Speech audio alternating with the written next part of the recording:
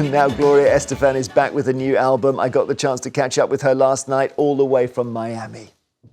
Firstly, thank you so much for speaking to us. It's a massive thing for us. I mean, we are thrilled, I must say. Me too. I'm thrilled to be with you and to say hello to everyone that I so appreciate through the years. Have given me so much love and support, and I am very happy to be here with you today. Because I know you sold 100 million records, and I reckon about at least 60 million were sold to Brits. So just we're taking our share. Hey, the Brits are big music people. That at the beginning of my international career, the Brits even bought my album when it wasn't even completely in English. When Dr. Beat first came out, and it was on my first Spanish language album, it went top 20. So I'm very appreciative of that.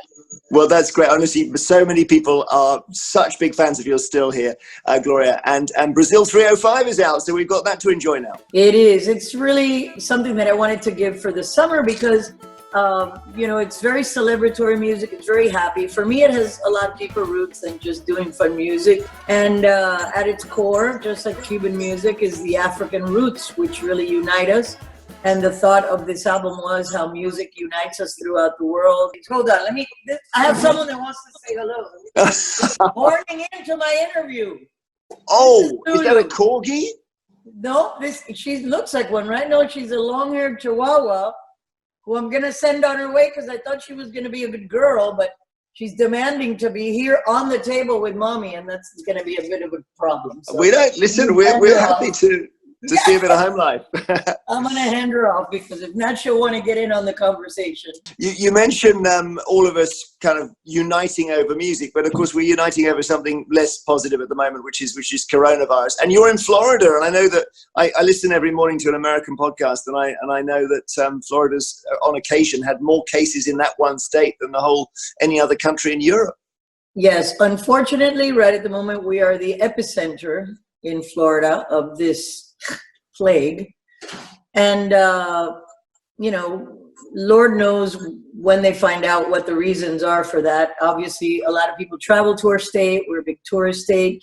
The north of the state opened up too early. I think we're all flying by the seat of our pants. Quite honestly, who knows what is happening? We know what we have to do: put on masks. And of course, and then let's just see a bit of "Get on Your Feet," the new version. Put on your mask when you are buying groceries. Put on your mask.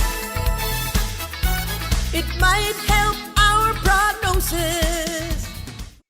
So you felt people needed encouraging to wear masks, did you? Well, I got a call from one of my best friends that I know since I'm 14, who is one of the top infectious disease specialists in the U.S.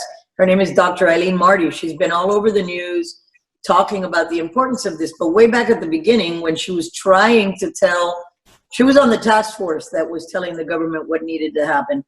And she was very frustrated that nobody was listening. And she called me and said, Glo, I know you do parodies. I know you do funny things. I need your help. I need to put this message out however I can. So I wrote the song that day. I whipped out a green screen that I had bought 2 years previous. And in my office, in my house, I created that entire video along with my assistant who was quarantined with me because she works from my home. And we put it out as trying to do something to help people, to put that message out there that we need to protect ourselves and everyone else from us. And I noticed you've gone through all of that, Gloria, without using the word Trump, which is an achievement there.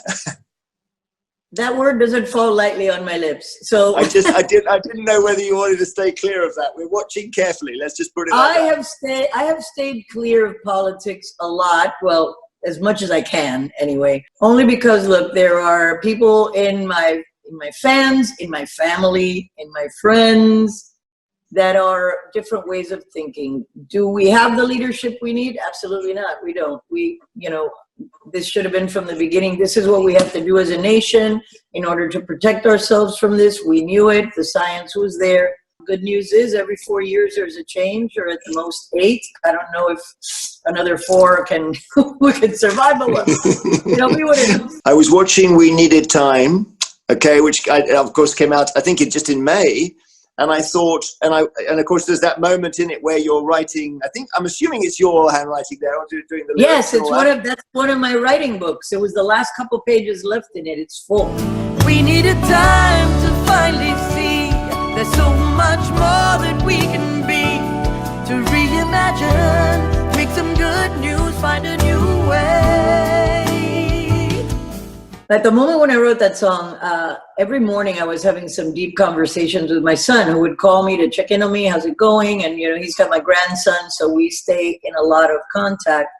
And he said to me, Mom, you know what? This is a terrible thing that's happening, but at the same time, I've found that I've had time to catch up with a lot of things that probably I never would have been able to do. And I stop him and I go, hey, wait a minute, there's a song in there somewhere. So it was very much about the feelings during the pandemic and the things that I was feeling, the things that I knew a lot of people must be feeling. But it was inspired by my son, Naive. Well, thanks so much for talking. I mean, it's such a pleasure for me to connect with you. Thank you. For me as well. Thank you. Oh, I've got to hit the applause button. What about I give her a Gloria. Thank you, Gloria Estefan. Amazing. Wow. She's Box incredible. Office. You love her. I love her. And she looks spectacular. Yeah. I mean, absolutely beautiful still.